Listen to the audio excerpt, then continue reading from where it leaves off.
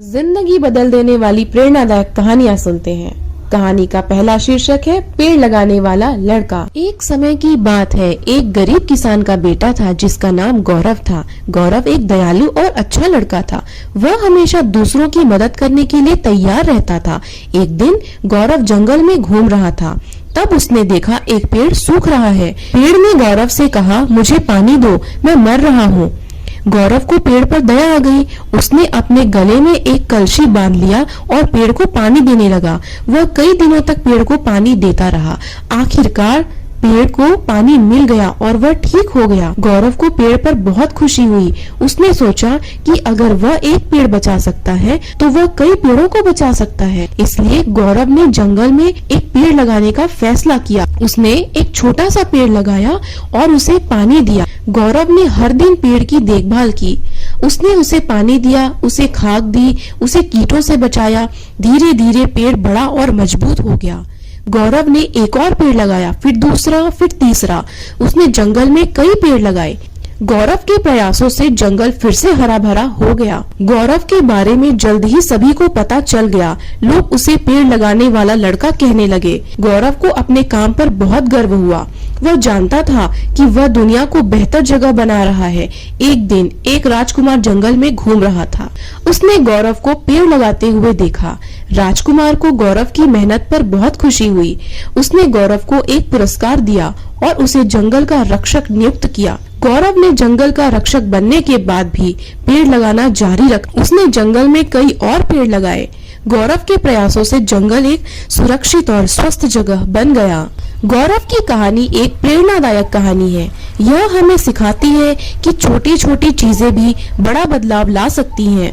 अगर आप सभी गौरव की तरह पेड़ लगाने का काम करें तो दुनिया को एक बेहतर जगह बना सकते हैं। छोटी छोटी चीजें भी बड़ा बदलाव ला सकती है। हमें पर्यावरण की रक्षा करनी चाहिए। हमें दूसरों की मदद करती रहनी चाहिए। कहानी से हमें यही सीख मिलती है। कहानी का दूसरा शीर्षक है नीच और ऊंच की पहचान। महाराजा विक्रमादित्य प्रायः अपने देश की आंतरिक दिशा जानने के लिए वेश बदलकर पैदल घूमने जाया करते थे। एक दिन घूमते घूमते एक नगर में पहुंचे। वहाँ का रास्ता उन्हें मालूम नहीं था। राजा रास्ता पूछने के लिए किसी व्यक्ति की तलाश में आगे बढ़े। आगे उन्हें एक हवलदार सरकारी वर्दी पहने हुए दिखा। राजा ने उसके पास जाकर पूछा, महाशय, अमुक स्थान जाने का रास्ता क्या है, कृपया बताइए। हवलदार ने अकड़ में कहा, मूर्ख, तू नहीं देखता मैं हकीम हूँ। मेरा काम रास्ता बताना नहीं है। चल हट, किसी दूसरे से पूछ। राजा ने नम्रता से पूछा, महोदय, यदि सरकारी आदमी भी किसी यात्री को रास्ता बता दे तो कोई हर्ज तो नहीं है। खैर, मैं किसी दूसरे से पूछ लूंगा, पर इतना तो बता दीजिए कि आप किस पद पर काम करते हैं। हवलदार ने भौहें चढ़ाते हुए कहा, अंधा है, मेरी वर्दी को देखकर पहचाना नहीं कि मैं कौन हूँ। राजा ने कहा, शायद आप पुलिस है या सिपाही है। उसने कहा, नहीं, उससे ऊंचा। तब क्या नायक है? नहीं, उससे भी ऊंचा। अच्छा, तो आप हवलदार हैं? हवलदार ने कहा, अब तू जान गया कि मैं कौन हूँ, पर यह तो बता, इतनी पूछताछ करने का तेरा क्या मतलब है? तू कौन है? राजा ने कहा, मैं भी सरकारी आदमी हूँ। सिपाही की ऐंठ कुछ कम हुई। उसने पूछा, तुम नायक हो? राजा ने कहा, नहीं, उससे भी ऊंचा। तब क्या आप हवलदार हैं? नहीं, उससे भी ऊंचा। तो क्या दरोगा है? नहीं, उससे भी ऊंचा। हवलदार ने कहा, तो क्या आप कप्तान हैं? राजा ने कहा, नहीं, उससे भी ऊंचा। सूबेदार जी हैं? नहीं, उससे भी ऊंचा। अब तो हवलदार घबराने लगा। उसने पूछा, आप मंत्री हैं? राजा ने कहा, भाई, बस एक सीढ़ी और बाकी रह गई है। सिपाही ने गौर से देखा तो शादी पोशाक में महाराजा विक्रमादित्य सामने खड़े हैं। हवलदार के होश उड़ गए। वह गिड़गिड़ाता हुआ राजा के पांव पर गिरा पड़ा। बड़ी दीनता और अपने अपराध की माफी मांगने लगा। राजा ने कहा, माफी मांगने की कोई बात नहीं है।